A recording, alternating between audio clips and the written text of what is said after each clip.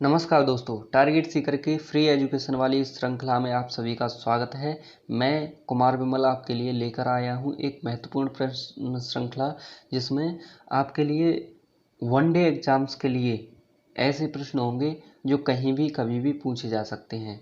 तो देखते हैं हमारे इस प्रश्न में क्या दिया हुआ है। रण उत्सव एक सांस्कृतिक त्योहार भारतीय राज्य कौन से में मनाया जाता है। आपको बताना है कि किस भारतीय राज्य में रण उत्सव नामक सांस्कृतिक त्योहार मनाया जाता है। तो इसका सही उत्तर क्या है? इसका सही उत्तर है, बताइए, गुजरात, तेलंगाना, सिक्किम या पंजाब। कौन सा सही है इसका उत्तर? तो इसका सही उत्तर है गुजरात। गुजरात राज्य में रण उत्सव सांस्कृतिक त्योहार मनाया जाता है। आइए अगले प्रश्न की तरफ चलते हैं। हमारा अगला प्रश्न क्या कह रहा है, निम्नलिखित में से कौन सा समूह द्वीप देशों का समूह है? तो बताइए, Sri Lanka and Maldives, Maldives and China, Pakistan and Sri Lanka, Bangladesh and Maldives. तो बताइए कौन सा द्वीप देशों का समूह है? तो इसका सही उत्तर क्या है? इसका सही उत्तर है श्रीलंका एंड मालदीव्स। क्या है? श्रीलंका एंड मालदीव्स, क्योंकि ये दोनों ही देश द्वीप के रूप में है। और द्वीप किसे कहते हैं? ऐसा भूमि का टुकड़ा जो चारों तरफ से जल से घिरा हुआ हो। ठीक है, श्रीलंका भी जल से घिरा हुआ है और मालदीव्स भी जल से घिरा हुआ है। तो इस प्रकार इस प्रश्न का सही उत्तर क्या है? श्रीलंका एंड मालदीव्स। बाकी अन्य जो ऑप्शंस हैं उनमें एक एक देश ऐसा है जो भूमि से लगा हुआ है। जैसे चाइना है तो ये इसके बॉर्डर अन्य देशों के साथ में लगे हुए हैं, भूमि के अन्य टुकड़ों के साथ में लगे हुए हैं। पाकिस्तान, ठीक है, और इधर बांग्लादेश। ठीक है, तो आगे अगले प्रश्न पर चलते हैं। निम्नलिखित में से कौन सा मुद्रा योजना का उत्पाद नहीं है? मुद्रा योजना, ठीक है, तो मुद्रा योजना में क्या हुआ था? प्रधानमंत्री नरेंद्र मोदी ने एक योजना लागू की थी जो लोन प्रोवाइड करती है गरीब लोगों के लिए। और उसमें क्या होता है कि 3 प्रकार के लोन दिए जाते हैं, तरुण लोन, तरुण, किशोर और शिशु। लेकिन जो बालक है उसका संबंध इससे नहीं है। बालक किसी प्रकार का लोन नहीं है। तरुण, किशोर, शिशु 3 प्रकार के लोन दिए जाते हैं। आइए अगले प्रश्न की तरफ चलते हैं। निम्नलिखित में से कौन भारतीय राष्ट्रीय कांग्रेस का उदारवादी नेता नहीं था? उदारवादी नहीं था तो कैसा था? गरम दल का नेता होगा।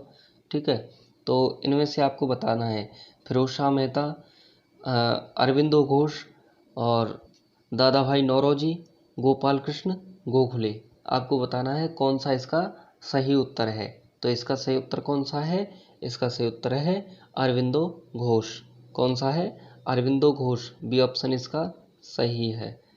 ठीक है, आइए अगले प्रश्न की तरफ चलते हैं। हमारा अगला प्रश्न क्या कह रहा है, भारत के संविधान का कौन सा अनुच्छेद कानून के समक्ष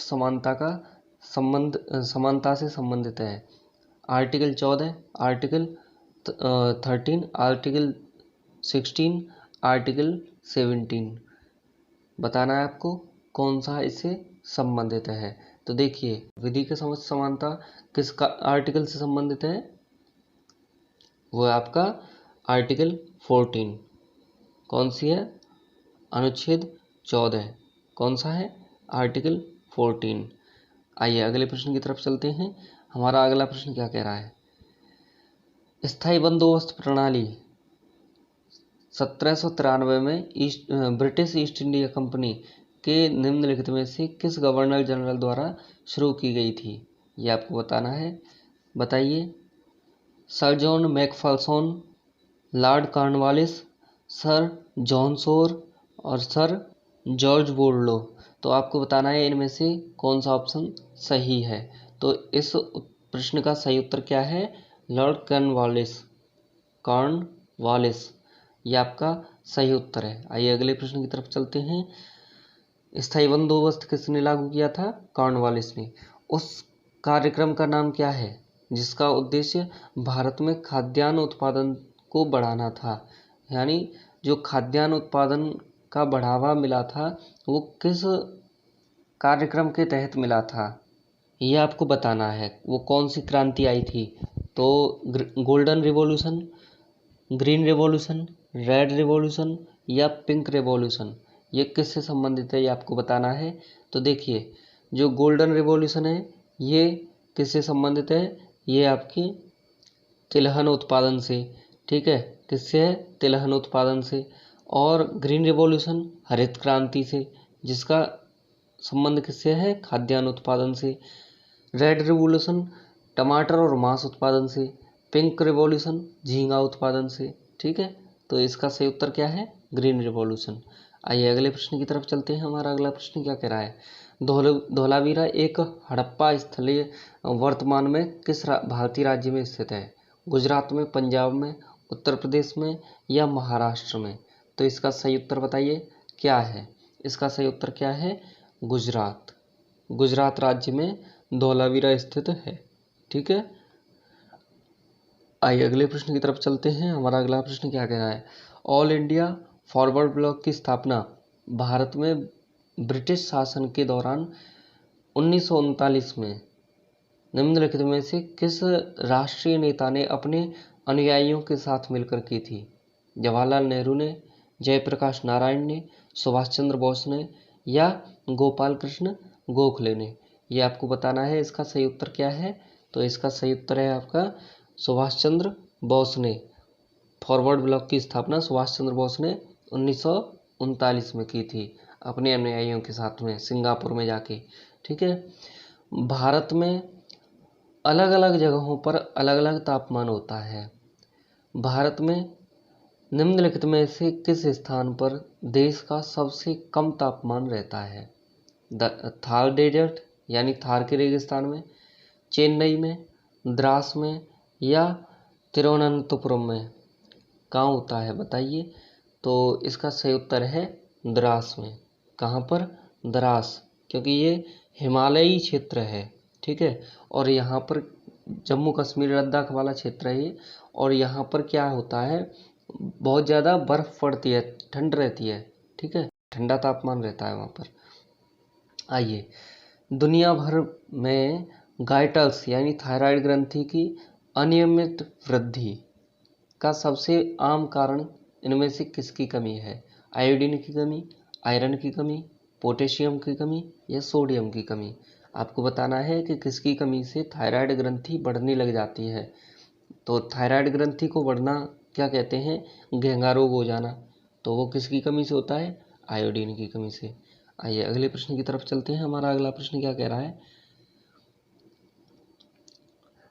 संगीत नाटक अकादमी के अनुसार भारत में शास्त्रीय नृत्य शैलियों की कुल कितनी संख्या है? यानी जो संगीत नाट्य अकादमी है उसके अनुसार भारत में जो शास्त्रीय नृत्य हैं उनकी संख्या कितनी है? जैसे भरतनाट्यम है, कुचिपुड़ी है, कथकली है, कथक है, ठीक है, ओडिसी है। तो इनकी संख्या कितनी है ये आपको बताना है। तो संगीत नाट्य अकादमी के अनुसार क्या है? 8। 8 इनकी सही संख्या है। 8 ही शास्त्रीय नृत्य हैं भारत में। आइए अगले प्रश्न की तरफ चलते हैं।